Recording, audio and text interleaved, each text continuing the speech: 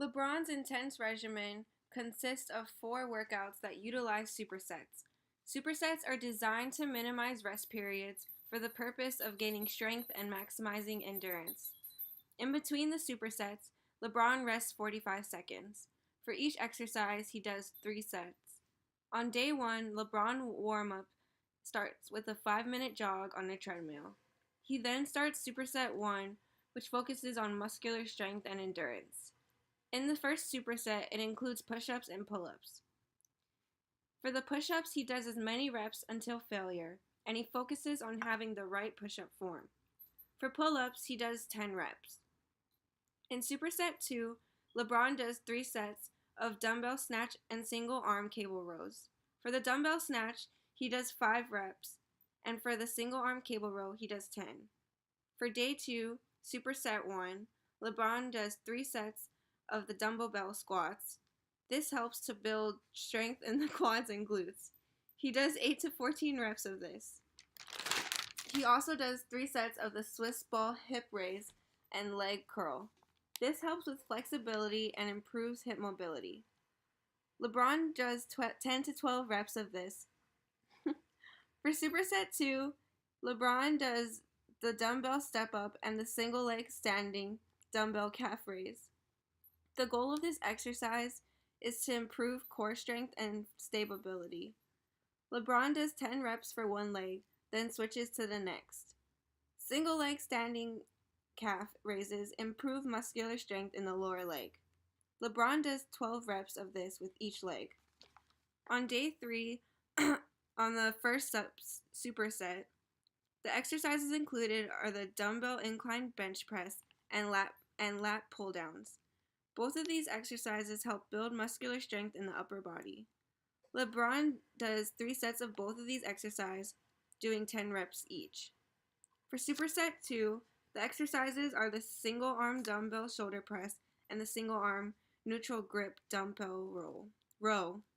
The single arm dumbbell shoulder press helps increase shoulder strength, stability, and symmetry. LeBron does 6 to 10 reps, and for the single arm neutral grip dumbbell row, LeBron does 10 reps, then he switches to the other direction. This exercise helps the muscular strength in the entire back while also improving balance on each side of the body. For day 4 of the exercise routine, Superset 1 has the single leg squat and the single leg Swiss ball leg curl. The single leg squat helps improve your balance and work your glutes. LeBron does 3 to 6 reps on one leg, then switches to the other leg. Single leg Swiss ball leg curls help with the muscular strength in the hamstring and glutes. Performing these exercises on the Swiss ball increases the difficulty because it engages your core. LeBron does 10 reps of this exercise. For Superset 2, the exercises included are the dumbbell side lunge and the unstable jump rope. The dumbbell side lunge is an exercise that helps increase the strength in the legs. If you step to the side while doing this, it helps increase hip flexibility. LeBron does 10 reps on one leg, then switches to the other leg. The final exercise for LeBron's routine is the unstable jump rope. This exercise consists of jumping rope on a surface like a mat because it will give your calves more of a workout. Jumping rope improves your endurance, strength, balance, and agility. LeBron does this for 45 seconds on a stretching mat. A big part of LeBron's diet is carbs. To help maintain his stamina, he eats food like rice and bagels because it has a good amount of carbs with a slim amount of unhealthy fat. If LeBron wants extra energy, he will add peanut butter to his bagel.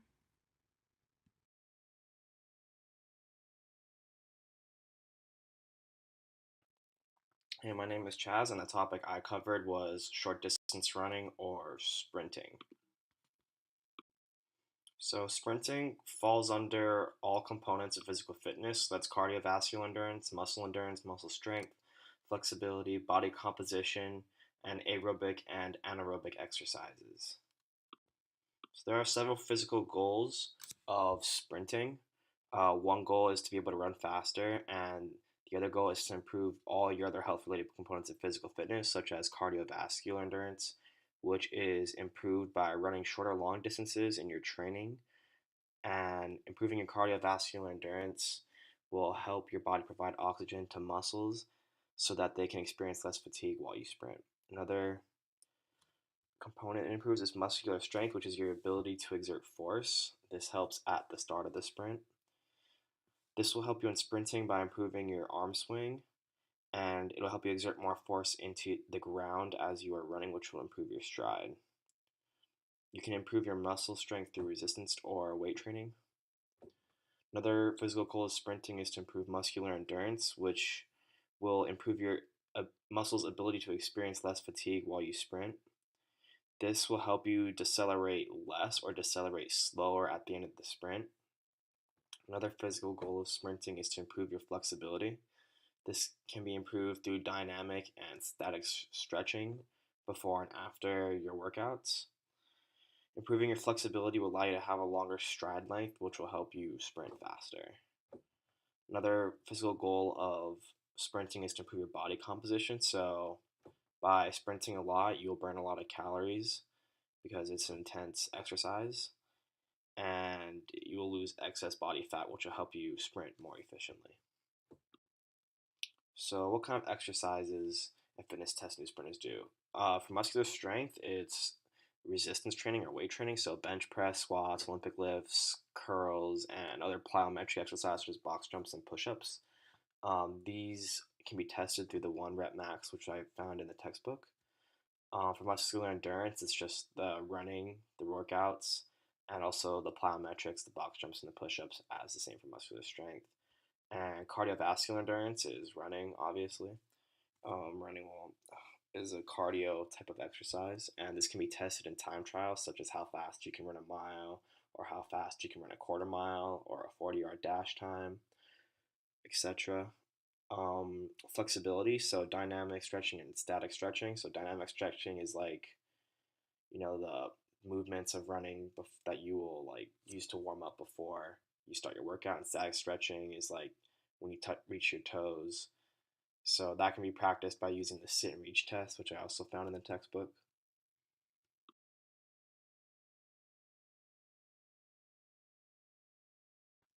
So for your Monday workout, you'll want to jog 1 to 2 laps for warm up, perform your dynamic stretches, and then strides and accelerations, which will help you build up your fast twitch muscle fibers, which is essential for sprinters, which we learn in the textbook. Interval training, which is pretty common for sprinters. So for Monday, it could be 4 600-meter runs with 3 minutes rest in between each set. You should have around the same times for all your reps. So interval training is like you perform a perform a rep, and then you stop and you perform the same rep, and then you stop and you perform a rep again and then stop. So after the interval training, you want to measure your heart rate after workout, and this should be in about the 40s range because you want it to be an intense workout, but you don't want it to be too high where it's dangerous and that where you could collapse and get put to the hospital.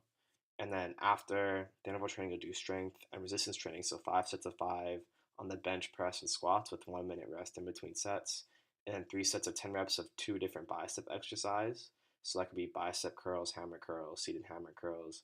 And you have 1 minute rest in between sets. And then 200 reps of any core exercises. And then after your strength training, you want to walk or jog 1 to 2 laps to cool your muscles down, and then perform static stretching afterwards to loosen up any tight muscles. The Tuesday workout is very similar to the Monday workout, except for the interval training, it is 12 200-meter sprints with 60 seconds rest. And for the strength training, it is 5 sets of 10 reps for lat pull downs, shoulder press, and dumbbell tricep press with 5 sets of 12 reps for dips, and 100 reps of core exercises instead of 200. So for Wednesday, you want to jog only 1 lap, then perform your dynamic stretching, then perform your strides and accelerations. And then Wednesday is just going to be a 10-minute run, like a 10-minute jog, not very fast. And then for strength training, you're only going to do 100 reps of core exercise. And then for your walk and jog, it's only going to be 1 lap, and then static stretching. So Wednesday is an easy day. Thursday's training is very similar to Monday's stretching. It's actually the exact same thing, except your interval training is for 300-meter sprints with 3 minutes rest instead of 4 600-meter runs with the 3-minute rest. Friday is essentially a loosening up day. So all you're going to do is perform a 5-minute run at a slow to moderate pace and then basically just stretch. It's a very easy day. Saturday is the day of your competition, so whatever your contest is will be your workout.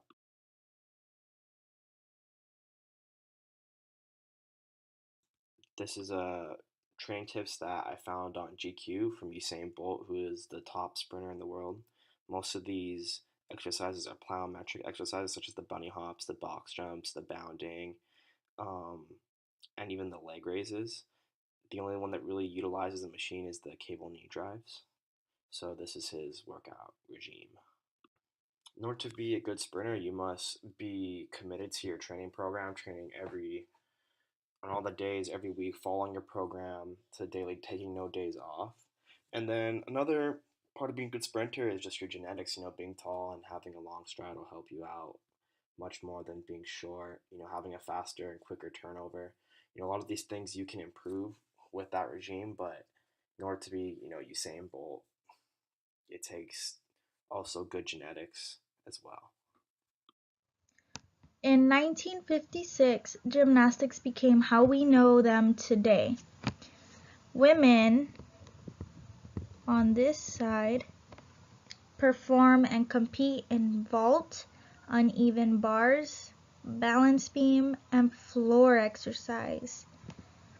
Men, which are on that side, compete in floor exercise, which is the same as the women, parallel bars, horizontal bars, pommel horse, rings, and vault, just like the women do. I got Nastia Liukin's workout off of teenvogue.com. Day 1 is full body circuit for functional strength. You do 1 push-up followed by 6 dumbbell rows for each arm. Then you use a 8-pound dumbbell for step-ups, 8 on each leg. Then you do plank side crunches, 8 reps on each side. Then you choose 3 of your favorite ab workouts and do each for 30 seconds, 1 time through. Day 2 is upper body strength. You do 3 sets, 8 reps of kneeling dumbbell shoulder press, side plank cable band rows. Then you do 3 sets, 10 reps of thrusters. Day 3 is the treadmill.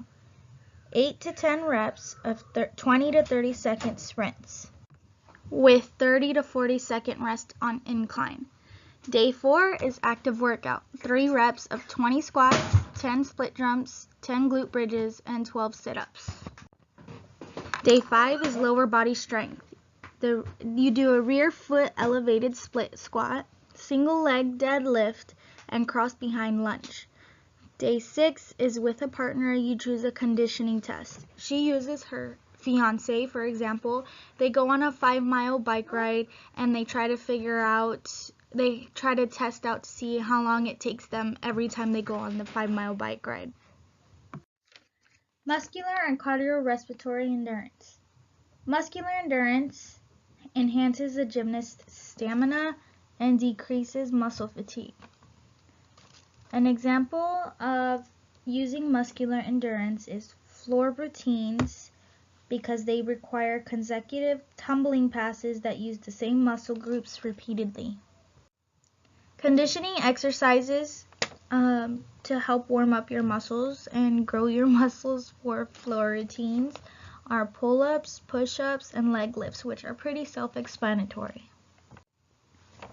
Aerobic activities are the floor routines, the bars, the beams, pommel horse, and the rings. I think it's pretty much all of the gymnastics routines. Better cardiorespiratory endurance means that there is increased stamina, a decrease in breathlessness, quicker respiratory recovery, and more cardiovascular strength. Body composition, you can use skin fold method or body weight changes. For flexibility, you can use sit and reach tests that stretch your lower back and hamstring flexibility. For speed, you use sprint time in 20 meters with a split after the first 5 meters and then 10 meters. Strength and power, you used a vertical jump test and the hand grip tests. Note that these tests should be done to monitor strength changes. Strength endurance, you used the push-up test and the sit-up tests. These are used to measure the ability to perform strength movements repeatedly. And then the aerobic fitness, you use the shuttle run beat test, which is the one that you do when you're in high school. I got this workout online from Coach Chris.